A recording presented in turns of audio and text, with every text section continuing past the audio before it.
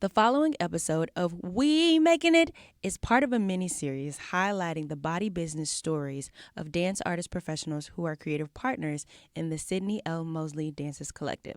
SLM Dances is a New York City-based dance theater collective that works in communities to organize for gender and racial justice through experimental dance performance. This fall, SLM Dances is fundraising to build our collective power and continue to make this work possible. Hashtag We Making It. In these body business stories, we speak candidly about our budgets and bank accounts while sustaining a commitment to impacting our communities with our gifts as artists. Please visit SLM Dance's website to learn more about how you can play a part in reaching our fundraising goal of $10,000 by December 31st, 2019. Again, that's slmdances.com. You want to know what else you can do? Well, let me tell you. Share this episode using the hashtag SLMDBodyBiz, that's biz with a Z, 10K, and help us share our body business stories with your community. Now, let's get back to the show.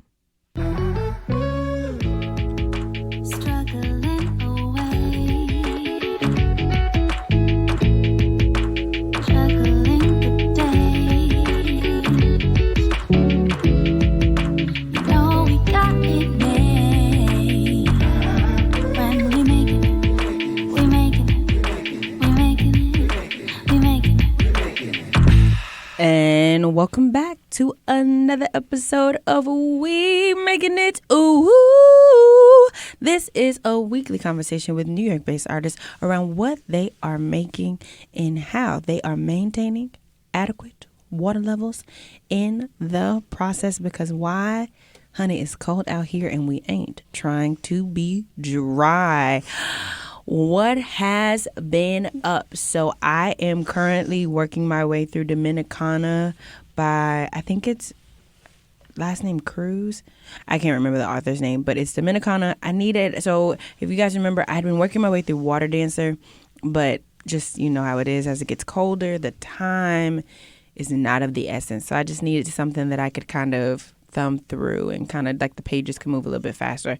Maybe I'm just too slow of a reader with Water Dancer. Needless to say, what happened last night? Shout out to Thrin Saxon and the whole cast of Sleep No More. Emily and I, shout out to Jane and Paul and Michelle and Brian. Those are M's parents and her aunt and uncle, respectively. They are visiting this weekend, and so we had the pleasure of taking them to Sleep No More. It was a treat. I'm sure they'd say the same. We literally did not get home till after midnight. And honey, you already know I was tired. So this is a very, very special episode for me. If you guys remember, I'm actually coming up on my 1-year anniversary for the podcast. And so that's super special. Lots of good things on that. But as part of the SLM Money series, I have to essentially be interviewed. I have to be interviewed. Mm-hmm. And so we're going to have a conversation about my money and my finances. And so I had to bring back a special guest. Special guest, can you introduce yourself? Yes, I can. My name's Lorena. I was in episode 5, 6. I don't know. And I am so thrilled that I get to interview Kadie. It's gonna be a treat. And so if you've ever wondered how I make all of these things happen, well, just keep listening. So Lorena, I feel like I should have done a Twitter a Twitter question. What do you want to know? Yeah, I mean, what did you want to know? Well, I hope I can cross all the T's and dot all the I's and everything in between, and this way you'll get a more of a fuller glimpse of how my money works. Right. All right, Lorena, so what's the first question? All right, first question. I just want everyone to know I literally had to make a list. Okay. With all the questions. So bear with me if I'm not your ideal host. All right, so first of all, we're going to go through what you make. Yeah. So tell me how you make money. How do I make money? So currently I work as a community actionist through Gibney. Mm-hmm. I am a babysitter for the McHughes, which is my girlfriend's cousins. They're a great family. Awesome. I work as a creative partner with SLM Dances. I also... Oh, yes. I'm a personal assistant for Jasmine Hearn. Shout out to Jasmine Hearn. If you remember, I have an episode with her and Tatiana Tenenbaum. What are the other ways I make money? I think those are my primary sources of income at the moment. I may have... Yeah. Oh, and I'm technically still like a freelance dancer. So this month, I was in process with Ogimdi Uday. Shout out to them. So, yeah. You have a lot on your plate. That's crazy. You just have a plan. Yeah. See it through. So those are my primary sources of income. I think that's something that's so cool about talking to dancers and artists in general. Is like you get to see how truly they just do so much. Yes. Like yes. Oh my gosh. I am so sorry, y'all. I also work at a bookstore. I was gonna say, like, I didn't want to bring it up, but I was Thank you. Yes, I also work at Greenlight Bookstore. Shout out to them. It's a great group of people, and I love talking to people about books. So yeah, that's my other job. That is also a very primary source of income. All right, so let's talk about money. So how much do you make at all of these 700 jobs? So currently, I'm in a position of flux, and so let's talk currently, and then I think it's important for me to go backwards. So I currently make, the last 2 months, I've come home with roughly like $2,000. Last month, I will say, let's just speak to last month because this month ain't even really started yet. Yeah. I came home with roughly $2,000. For those who do not know, about 6 months ago, I was working at Gibney and I was a full-time employee. And there were some transitions in terms of policies and there were some just sensitive topics. And so I left. So I left my full-time job with no other job in the prospect. Wow. None. When I tell you none. And so shout out to Risbo BK. I ended up getting like a cashier job. But between leaving Gibney and going to a cashier job, I saw like a huge financial drop because my monthly average spending, which I know we'll break down in just a second, is something between like 13 and 15. At a higher month, if I'm traveling, it'll be closer to 1,800. And so when I was working full time, I was bringing home roughly, I think like 1,800, but as my base. And if I had any other jobs, I was putting that on top of it. The extra. I had extra.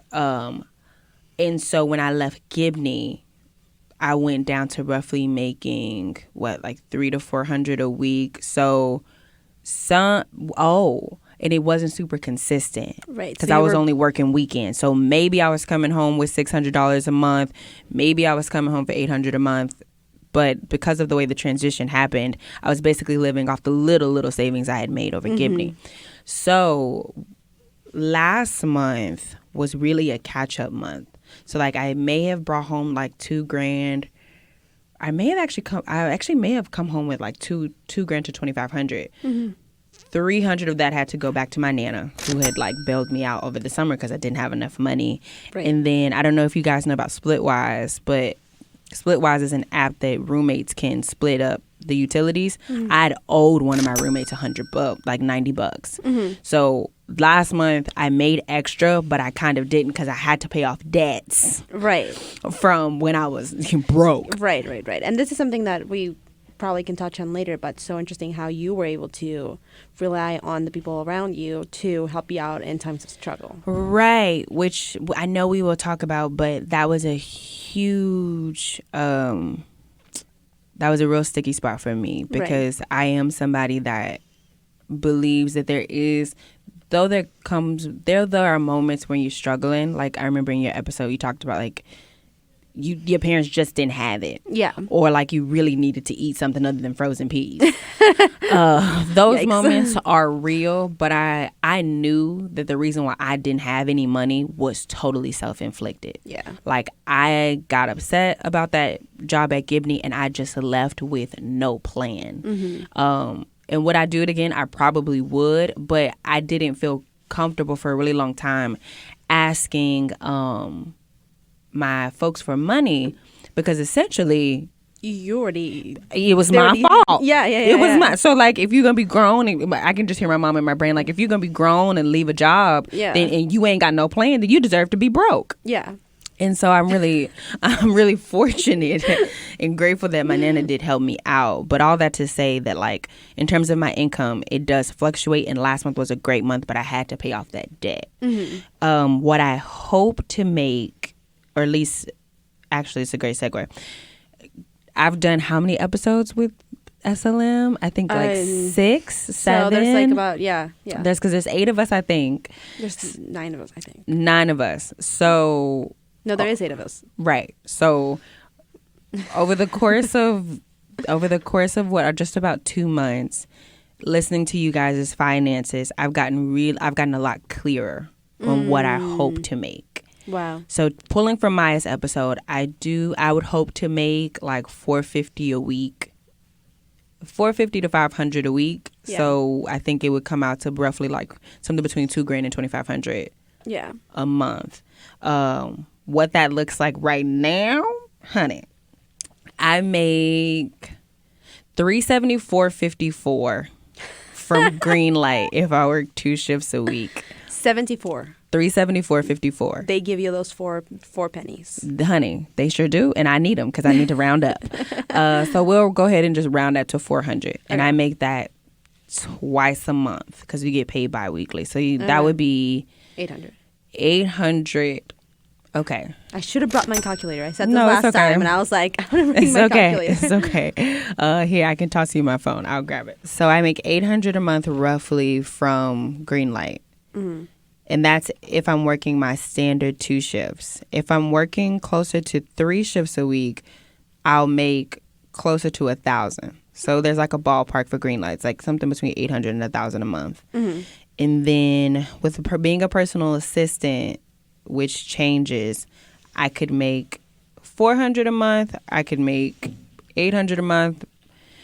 And so that would bring me to roughly, let's just keep Greenlight at $900. And then let's just say it's a pretty standard month. So $900 from Greenlight, $400 from Jasmine. That would be $1,300. Mm-hmm.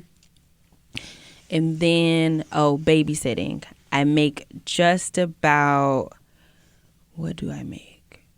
I make 60 on Fridays, and I make 20 on Tuesdays. 60 plus 20 is 80. Mm-hmm. 80 times 4 is 240.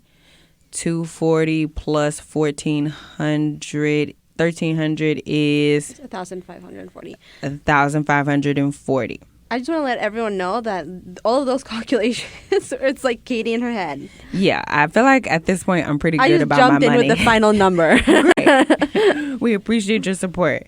So that's the personal assistant, that's the bookstore, that's Jasmine. Mm-hmm. So with SLM, I have made, 1 month I think I made $375, and then another month I made like $500. So I feel good balancing it to be about, we'll say about 300. But the thing that is important to remember about SLM is we get paid on the 15th rather than the 1st. Yes. So when I'm doing like my monthly budgeting, I actually need SLM to kind of not be at the forefront, because I need to have I want to make $2,000 or $2,500 by rent. Yeah. But with SLM, that would come in at the half of that would be at the halftime, and so that just messes with my brain. So we'll just say we'll round it. We'll say add 300. 300. So what we at right now? Okay. We're at $1,840. $1,040, and then are there any jobs that I forgot? You said personal. What about Gibney? Oh, Gibney. Did you talk about community action? So community action is one of those jobs where they're like, oh, we can use you this month. Oh, we can't. So last month, I think I made $400 from them. Mm-hmm. So let's add 400. Yeah, just add 400. So that would be $2,240. Mm-hmm. So for me, that would be a great month, right? Because that's right within the ballpark that I wanted to make. The problem that comes up with this, and this is a great way segue to something I've been thinking about. Yeah. For the last 3 years, I've lived in New York City, and I've I've struggled with like how to make money and dance, and I feel like I've gone through all the cycles. Like I really, really wanted to work full time. Yeah. Did that. I really, really, really wanted to intern at a bunch of different spaces. I've interned at Gibney, and I've done work study at Ailey. Check. I've taken classes at a bunch of different spaces. Yeah. Great. And as we wrap up the money series, because we're coming down to our last couple of episodes, it's finally dawned on me that I've taken a lot of low-paying jobs as a way to maybe get performance opportunities. Yeah. Whereas as a community actionist, I make way more money, but I wasn't making it pretty consistently the last year. Even though I had it as a job, I was always like, well, I got to go to this job, and I got to go to this job, and I got to go audition for this person. Right. And so what's been really helpful about the money series is I've been able to really hone down my finances to say I'm going to prioritize my most highest paying jobs so that at the end of the month, I'm not worried about money. Right. And I think that's been something that I feel like I don't know if I hear a lot of people talk about, but that's been something that I've been thinking a lot about. Like, one of the ways that makes dance sustainable for me is when I'm not worried about money, but I can't do a full-time job because, honey, it's just not good for my soul. And there's not enough time. Like, the reality is, artists, it's like you were talking about, such an unstable profession. Yeah. And you don't know if next month you'll be making, $3,000, Right, or right. maybe you'll be making half, or maybe you won't be making anything at all. Right. And so I think that's why I'm doing my best to prioritize my highest paying jobs, because it's almost like an insurance policy. Right. So last month I made too much money because I knew what I needed. I had what I needed. And so per Maya's episode, I don't even know if she said this on air. So I've heard people talk about this, so I want to go ahead and talk about it real quick. Sure. When you're doing monthly budgets, apparently it's really healthy for you to put all the money in a spot. So you got, which we'll do my breakdown in just a second. Yeah. We got rent, we got transportation, we got Yes. blah, blah, blah, blah, blah, blah, blah, blah. When you finish, so like on the 1st, most people get paid on the 1st. Yeah. When you get that new paycheck, that's like December 1st, going from like November 30th to December 1st, any money that's left in your bank account is supposed to be put away. Yeah. I don't know if it's going to be in your savings account. I don't know if you're going to put it in a mattress. I don't know if you're going to put it in your underwear drawer, because I am one of those people that like to keep a little dollars in my underwear drawer in case. I don't know if the apocalypse is coming, but I will have $5 in my underwear drawer just to make sure I will be safe. Yeah.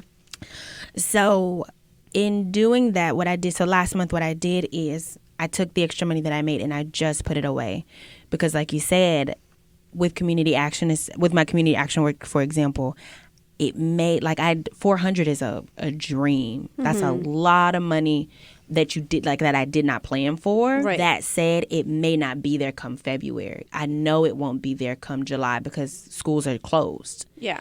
And so it's almost like this constant like knowing of this money may not be there. So like, how can I just always be putting something aside And be prepared for when there's a rainy day. Right. And I think when I first moved to the city, up until really like 6 months ago when I left Gibney, I wasn't thinking like that at all, really. I was like still so hungry to be seen as a performer and still so hungry to be in class. I think I was kind of like lost in the sauce of it. Yeah. That I wasn't able to take hindsight of like, okay, how is this life sustainable? Yeah. Like, I don't know if I've ever talked about this, but like, I would be the kind of person that was like, oh, such and such needs me to be in rehearsal, but they're not gonna pay me. Okay, so what can I give up? I'm just not gonna buy no face cleanser this month. I'm gonna just have a dirty face all month and it's fine. Or like, I'm gonna just buy like the cheapest soap I can find. Right. So, or like, I'm just not gonna eat, like, all of these like things and you're not taking care of your body. Well, and not for nothing, what happened was when I got a little extra cash, I was like, oh my God, I should buy a deep conditioner for myself. Oh my God, I should buy some shampoo. Oh my gosh, I should buy face cleanser. Right. But then I end up overspending, which it's not overspending because these are essentials, but I was never really taking into account of what I really needed. I was always taking into account what I was willing to give up. And it left me like not taken care of, but also like binging when I finally got some money. Like, oh my gosh, girl, I'm about to go give me a lotion and a moisturizer and an oil. And whereas now I'm like, okay, no, these are my standards. These are my baselines. This is what I have to make to feel good. Anything else I'm grateful for, but like anything less than this, I'm about to be mad. Right. And I think it's great that you do talk about, you're just figuring this out as you go along. Yeah. Because dance and art is it's like seen so separate from business and from, all like how to make money, and at the end of the day, dance and art is a business. So, so if we're going to talk that and art is your business, tell me how you're already talking about it, but like, what do you spend? So here we go. Let's break it down. Your rent is $430. I live with my partner. Shout out to Emily. So I spend $430 a month on rent. Utilities. So we just moved. So to be honest, I actually don't really know how much utilities were. I know last month, I want to say they were like, because our utilities are split 4 ways. I want to say I spent $18. And also, this is a perfect opportunity for me to tell y'all, honey, I was living like not even a mile down. I was paying like $65 in utilities, and that was overspread between 5 people. I don't know what kind of damn electricity is in that old house, but honey, it better be just stupendous for us to be paying that much money between 5 people. Yeah, no, it's crazy. Okay, taking my step back because that just made me mad. What about transportation? Transportation. So this also kind of goes in between. So what's 33 times 4? Drop the 2, carry the 1. 4 times 1 is 4 plus. I'm losing it. I really wish I could. 33 and 33 is 66. 66 plus 33 is 99. 99 plus 33 would be roughly like 120 something. Yeah. 130 something. 132. Okay. Don't be making fun of us with this math. Yeah. So math is not. Go ahead and just round it up to 130. So 130 plus 430 would be 560. So that's travel plus, go ahead and just say $20 for utilities. We're looking at $580. So the 33 you're getting from, is that a Metro card? Yeah. Use $33. I try to get a weekly. For some reason, there was some point in my 3-year journey in New York City where I didn't make enough money to get a monthly. And so I just got down to a weekly. But then I guess it was like, maybe I started traveling and I was like, well, I don't really need a monthly because I don't know what the month is going to look like. Yeah. And so I only get weekly Metro cards. And not for nothing, going back to when I lost all that, when I went broke over the summer, I actually started doing pay per rides. And so sometimes I'll spend a little less because the way my jobs line up, I actually don't need a weekly. And so I try to be aware of like if I can save the money and just do a pay per ride. Yeah. Excuse me. I'll do that. So we were at what? 560, 580, 580. That included utilities. Wi-Fi, go ahead and add another $20 for that. So that would be $600. Food is my biggest expense. I love that.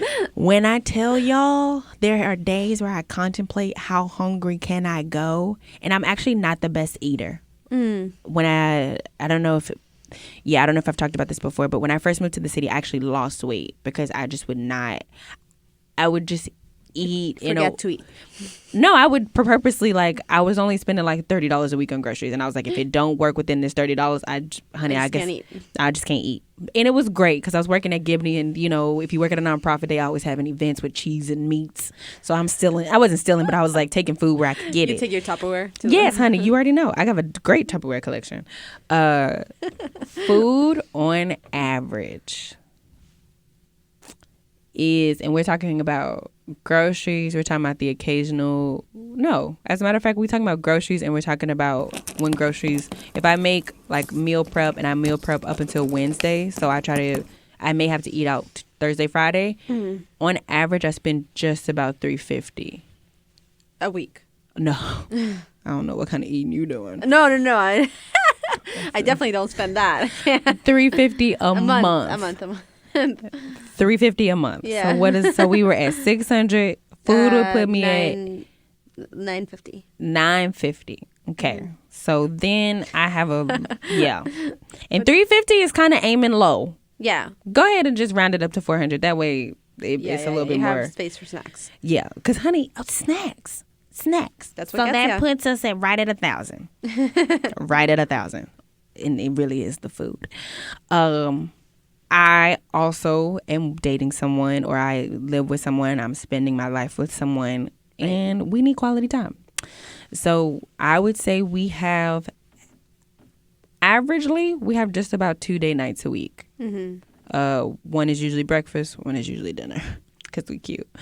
That average is just about something between, I would go ahead and just say like $50 a week, which is, I'm just like, dang, Kadie, like really? But it's great. Talk about investments in your sanity. I love spending time with my partner. Usually it's over food, so it's an investment in my sanity. Yeah.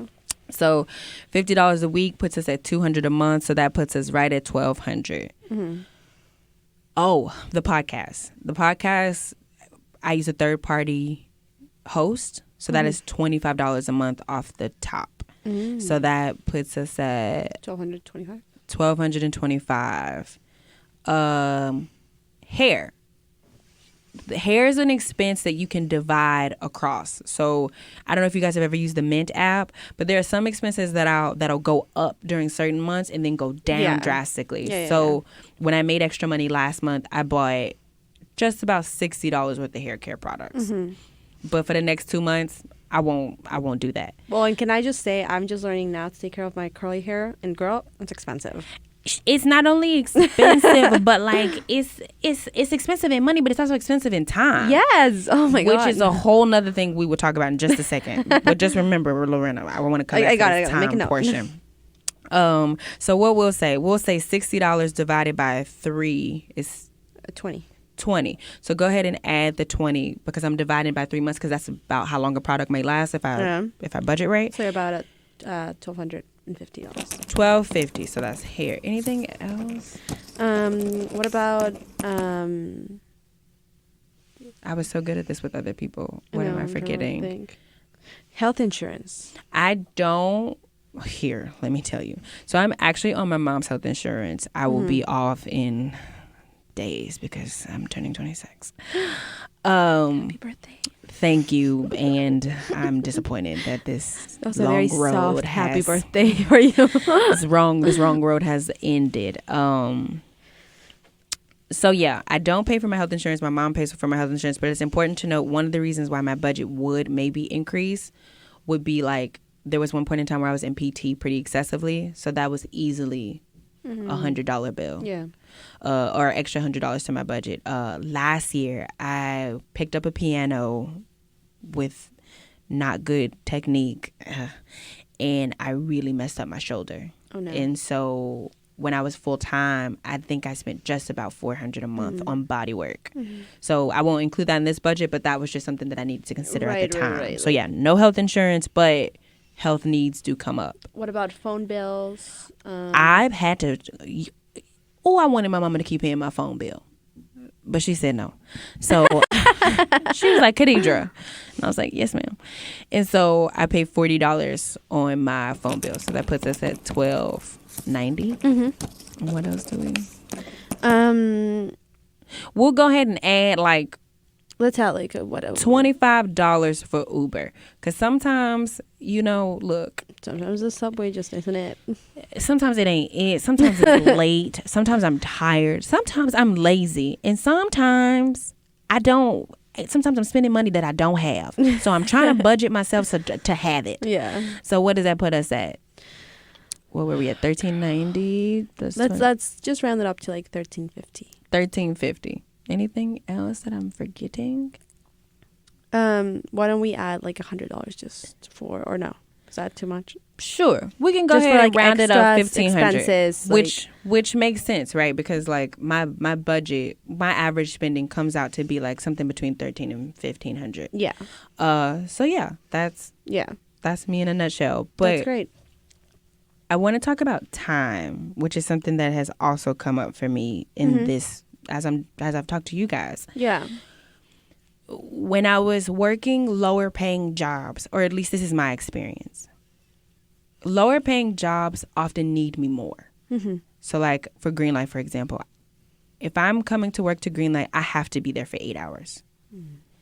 Whereas, shout out to Kumbe, they've hired me as an independent contractor twice now, and they needed me for like an hour, and they pay me $100, and that's it. About 6 months ago, I was so eager to be full-time because I just wanted the numbers to always be the same, because that made me think like... You were craving stability. Right. But the problem with that type of stability was, again, when I was working full-time, I had to be in this one physical space for 40 hours. Yeah. 40. That's a lot. Honey, my brain was probably starting to melt. And then as I've kind of grown into an artist, I also just need more time to sing, which is also a cost for me because I do have a vocal coach that I pay, which obviously that for me is a luxury because like if I don't have it, I won't spend it. There was also a point in time over the year that I was taking piano lessons because I was really just getting back into music. Those things take money, but they also take time. Yeah. And so when I think about money, when I think about what I make, and when I think about what I spend, the biggest thing for me this year has been like, I have to make more money because I need more time. And so that's been, again, going back to what I was saying about prioritizing my highest paying jobs and releasing some stability so that I had more time to grow the skills that I want to grow. And invest in what's your career, basically. Right. And to be honest, it trips my brain up just saying these words because I swear to you, this is not how I thought 6 months ago or even 3 months ago. Right. Like, I really wanted consistent paychecks. Yeah. And honestly, talking to Maya was really like the I guess the straw that broke the camel's back.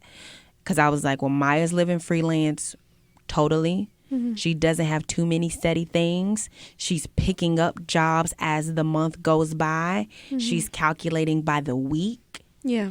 And so it's been also a thing for me to say, like, okay, how can I put myself in certain spaces so that I have access to people to say, like, hey, I'm looking for work.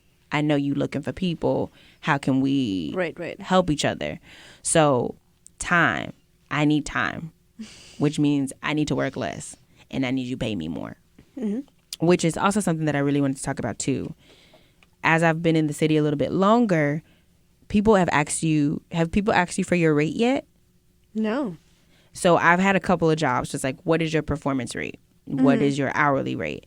Girl, I be coming up with numbers off the top of my head. Like, well, basically I'll think something to myself like, well, like minimum wage is 15. So like you can pay me 17. Like that's a cool number. Yeah. Literally pulling numbers out of the, 20 is great. It could have been 65. You have no idea. Who knows? Mm-hmm. But what's great about like getting clear about time, getting clear about what I want to make. Yeah. What I need to make.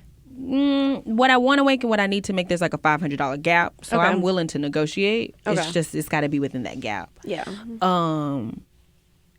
Once I can do that, and once I can say like, okay, I need to make 500 this week, I can really say like, okay, this is the month, this is the hourly rate that I need. Mm-hmm. and it's really been helpful. I feel like it's really been, though hard to adjust my brain, it's been so grounding to be like, I know what I need finally. Yeah. And I'm not just out here frolicking. Yeah, or not knowing if I'm spending, more than I'm making. Or just like not spending more than I'm making. Oh, shoot. I just remembered something. So I'll finish that thought. Spending more than I'm making haphazardly, because I do that. So I have a credit card bill. Oh, we forgot about that. Yes, honey, yes. Now, my minimum payment is $82. I pay her on time. But I have, and this is a good conversation that we didn't talk about too. So I have just about 17 grand in student loan debt. Just about. This past year, because I went broke, I didn't make enough. And so I think I was paying like $30 a month over the summer. And then the $30 of payments have just drawn down to zero because I actually don't make enough. And then I have another $3,300 roughly in credit card debt. And so I pay the minimum payment because I'm not gonna like sign a lease anytime soon. I'm not looking to do a credit check, but I do have some debt. Some debt. I wouldn't say, I don't feel like it's like a crazy amount, but it's right. Debt. And the credit card debt, some of those purchases were me trying to be cute. Totally trying to be cute. You're like, I need a makeover. Yeah. But then a big part of my credit card debt was back in 2017, I went into therapy. I was not well. When I moved to the city, I just did not have the money, but I also just didn't have a lot of the emotional support. Right. And the way I was kind of maneuvering in spaces emotionally was like really, it was coming to a head basically. And so I had decided that like, no, I don't have the money for therapy, but like if I don't do it, it's going to ruin some relationships that I've built. Right. But so I need that. It was a medical need. Right. And so a big part of my credit card debt was at one point was that. Right. I want to switch gears a little bit and stop talking a little bit about money and talk about your identity, how you identify yourself, and from there sort of elaborate a little bit on how this brings both privileges and barriers for you. Sure. So I am a Texas native, Houston to be exact. I am Black. I am a cis woman. I'm tall. Yeah, she is. Tall. I appreciate you for lifting me up, literally. Honey, because it's my pleasure to do so. It's so fun. So for those of you who don't know, Kadie like literally lifts me up to the ground, like just like full on ballet. Because it's so fun. It just gets me going in the morning. Yeah. I do identify as queer, queer. I am an equal opportunity employer in my love life, though I am pressed and highly like engaged with a great employee right now. I know that comes into play. You're not looking to hire right now. No, I'm not. No, baby. No. Yeah, I think those are most of the identities. If anything comes up, I'll try to bring them up. So some of the privileges that I've noticed that I actually didn't think about before I moved to the city. So I am college educated. Yes. I am college educated. I went to a great institution, Texas A&M University, thanks and Gig'em. So I do feel like when I first moved to the city, I did not struggle to find a job. Like I moved to the city, I think on February 7th, and I think by like February 12th or 13th, I'd had a preschool job as a preschool teacher. I am perfect. I have no physical abilities that are different or like noticeably I'm not disabled in any way. I'm not differently abled in any way. Yeah. So in terms of Gibney, for example, I was able to pick up a bunch of different shifts that was basically moving furniture. Yeah. I was really great at English as a kid, and I was a tutor. So that was also like I was able to get certain editing jobs where I didn't actually have to be in Texas, but I was editing folks' papers in Texas. I do think it's kind of trendy to be.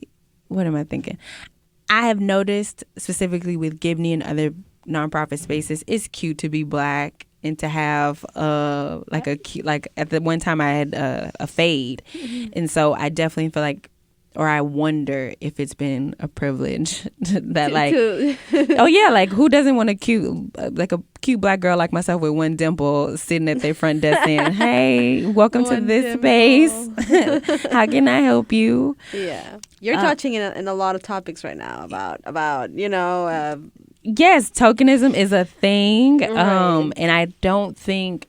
I can't speak. Selected diversity, but yeah, I get it. Diversity is trending right now. And I think at one point I was just like, oh, I just need the check to clear. And I also was, when I first came to the city, I wasn't thinking about it that way. Right. And I'm not saying that was the case, and for that, I'm just, Yeah, but I am aware of like, oh, not only am I Black, I'm pretty lanky, I'm slim, Girl, you're pretty. Just say it. Thank Just you. Say it. I don't know if people think I'm pretty, but sure. People think you have a great smile. I have a great honey. I had braces. My mama was not playing about these teeth. Got them lined up. I still have the permanent retainer at the bottom just to make sure things stay intact. So yeah, I'm very. I at least I try to be aware of like it has not been super hard for me to get into spaces. Let's talk about barriers, and I want to add a little twist to this. Sure. Since you're from Texas, and to me that, because I'm not from the United States, to me, like, I don't know why I have a stereotype that is more conservative. Is that right? I don't know. So why don't you talk to me about your privileges and barriers that you've experienced, like how you have experienced them differently in Texas versus in New York? Sure. When it comes to making money, of course. When it comes to making money, yeah.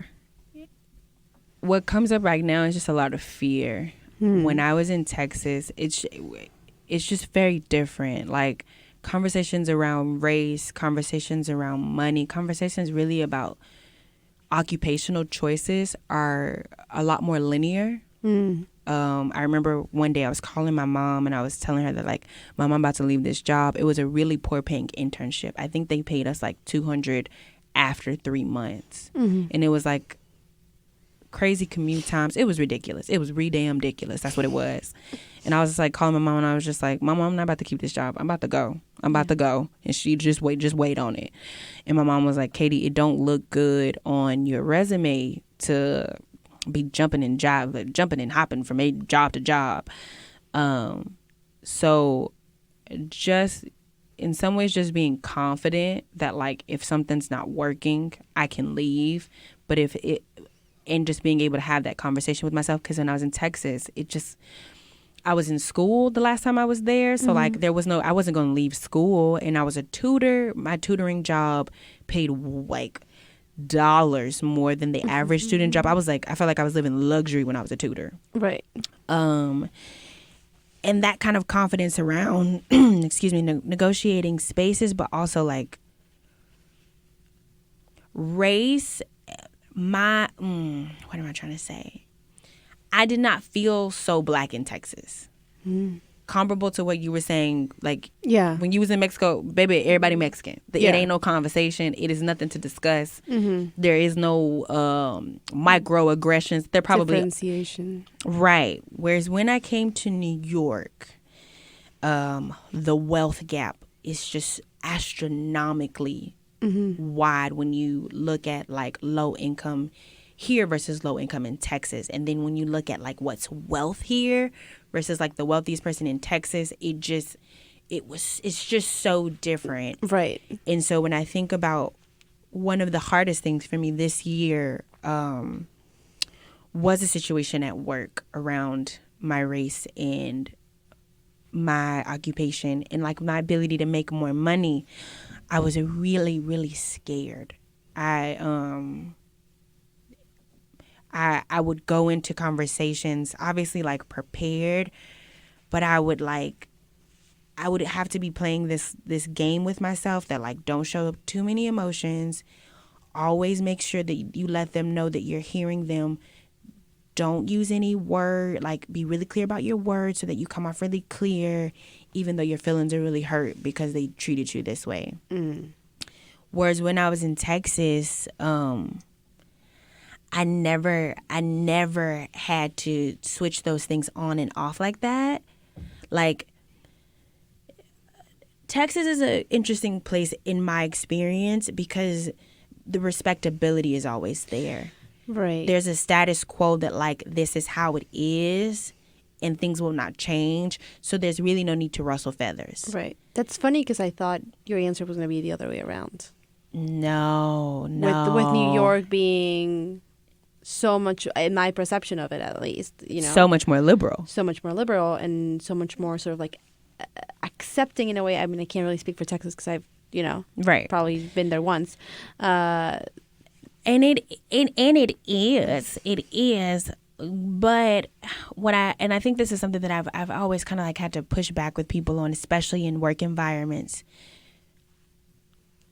New York is nuanced, it feels, in its power struggle because especially when you get into nonprofits, right? Because it's always great to like have diversity and we want to create inclusive spaces, but oftentimes the inclusion, and when inclusion fails, it's left up to a brown person or a black person or a queer person or a trans person to like to figure your shit out. Yeah, to make themselves fit in.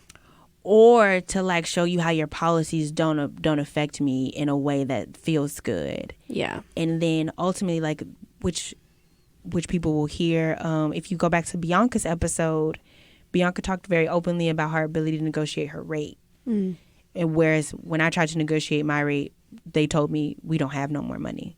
Yeah. And I know y'all had some more money because you had just offered my friend some more money. So don't try to play me.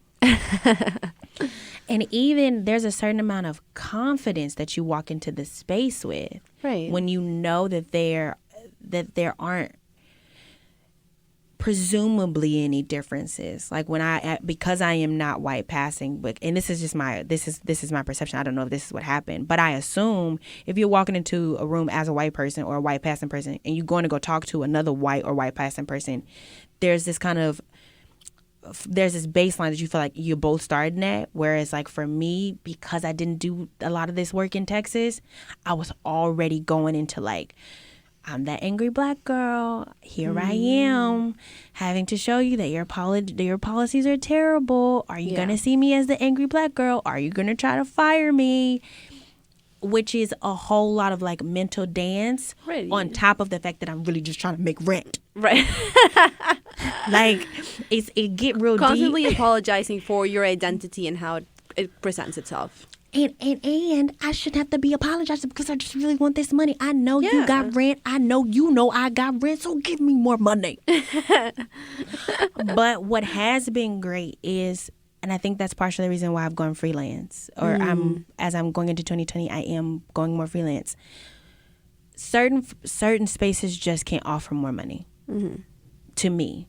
And I don't know if it's because of the color of my skin or because I'm a cis woman. I don't know what identifier it is because of. So then it's like, okay, what can I do for myself so that those barriers don't hit as hard? I see. And that's been something that I've been just trying to get more comfortable with because I do think institutions should do better about how they treat people that identify the same way as me. But in the meantime, between time, I still think that people identify like me should get their checks. Yeah. And so if that means you need to exist in those spaces differently, or that's what it's been for me. If I need to exist in those spaces differently, that's what I have to do. That's what we because I have to eat. And I'm not trying to eat no damn frozen peas either. Oh, honey. Wow. She went there. Honey. Or I'm going to eat frozen peas, but at least have like some nice Gruyere cheese with it or something, a nice baguette. No, I understand. I don't want to be eating any frozen peas either. That was just when I was poor. Yes. We got frozen peas in the freezer. Anyway, Emily loves frozen peas. She's going to take so much offense to this episode. All right. I know you've sort of talked about this throughout your whole interview, because you've talked about how much it's fluctuated your income, at least throughout this past 6 months, year, whatever. So just give me a quick rundown. What would you do if you only had like a quarter of your income? So that's what happened. Yeah. So what did I do? I called my Nana and I just asked her for a chunk just to get me through the next. So support from family. Yes. I also maxed out my credit card this year. So, or around that time. Yeah. So, given that I've been like really doing good, I would probably put some stuff on my credit card. Yeah. But I would try not to max it out, because I think that does kind of hit my credit score kind of hard. And I know it ain't gonna be. Yeah. I don't need my credit card to be like woo, but I want it to be like ooh, not whoa, but like right. I would probably rely on my partner, which did happen a lot this summer, which was also a new thing for me. And this year was crazy. Yeah. But I would be like, babe, I don't have it. And luckily enough, she is super supportive. And so she'll try to swing it. Yeah, I would rely on her. I would rely on my credit card.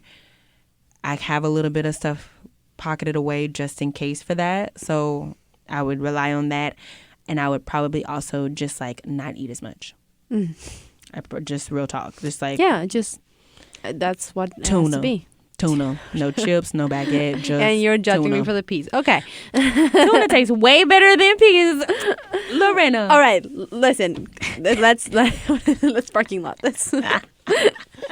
We can fight outside. Yes. Kadie, I'm so glad that I was able to have this conversation with you. Is there anything else you want to share just for the last 30 seconds of this conversation? Last 30 seconds. As always, you feel free to email me. This is the most I've talked about my finances ever. So it's like, y'all, I'm going to have to take a breather on after this. But I do hope that the Money series inspired any kind of conversation around what we make, the realities. Something that's important, I feel like, for people to know is when you have, at least my experience has been that when you have family close by that can always support, that's a resource. Yeah. And I think for a really long time, because my mom was not super into this dance life, my family really didn't understand it. There's this underbelly of maybe insecurity. And so I've worked really hard to just make peace with that. Yeah. That if I can call my nana and she's going to give me some money, great. Shout out to Kadie. She sent me a care package with some socks in it. Y'all, I hadn't bought socks in like years, and I really needed to do. No, that's when you know you're an adult. Literally. You have to think about buying socks. Yes. Thank you, Kadie, so much for sending me them socks. I got a pair on right now. Yeah. As I've said in all the other episodes, like, starting conversations, but also just giving everybody an opportunity to take stock of whatever they do have. Yeah. Even if it's, in my experience, maybe not what I thought I was supposed to have or what I thought I was gonna get. Taking stock of what I do have so that I can adequately use it for the things that I want to do. Right.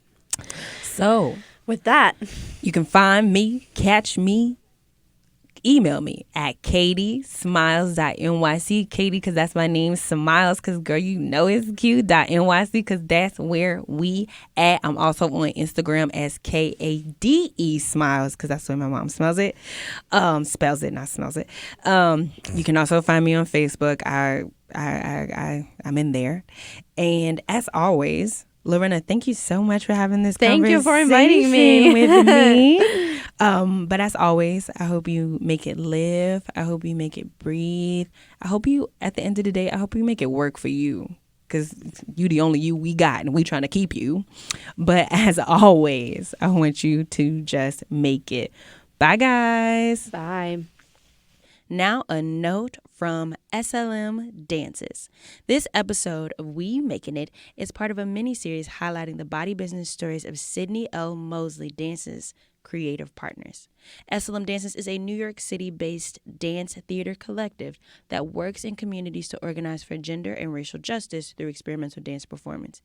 In sharing their stories with you, SLM hopes to make plain their needs as dance artists and inspire you and all SLM Dances community members to think and act from a place of abundance, empathy, and urgency. SLM Dances is fundraising to build our power as a collective. Our goal is 10,000 by December 31st, 2019. Please visit SLM Dances website at slmdances.com. That's SLMDANCES.com to join SLM Dances community and become a donor. Keep in touch with SLM Dances fundraising efforts by following us on Facebook, Twitter, or Instagram, all at SLM Dances, and the hashtag SLMD BodyBiz with a Z 10K.